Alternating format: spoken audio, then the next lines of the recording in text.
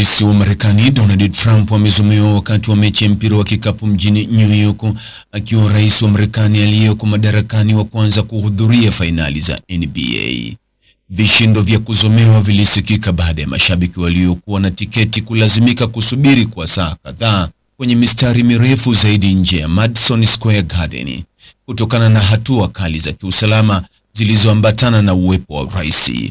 Trump alihudhuria mechi kati ya New York Knicks na San Antonio Spurs katika mchezo wa tatu wa mfululizo wa fainali za NBA za michezo 7.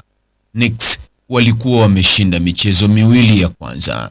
Meya wa New York Zohrani Mamdani na kundi la watu maarufu pia walihudhuria mchezo huo. Tukio la kuzomea lilizuka Jumatatu jioni wakati kamera ilipomwonyesha Trump kwenye skrini kubwa ndani ya uwanja akiwa anatoa saluti wakati mwimbaji akiimba wimbo wa taifa.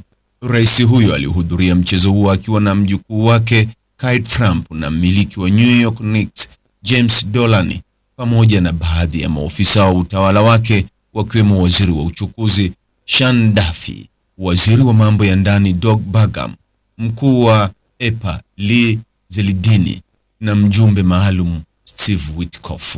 Rais Trump kutoka chama cha Republican ambaye alizaliwa katika eneo la Queens mjini New York City amekuwa na uhusiano mgumu na mji wake wa asili ambao kwa kiasi kikubwa unaunga mkono chama cha Democratic.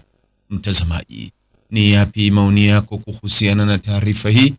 Andika maoni yako katika sehemu ya ujumbe hapo chini. Like na subscribe pia ili kwanza kupata habari wa chungu tele. Hii ni Focus News. Jina langu ni Deo Kaji Makomba.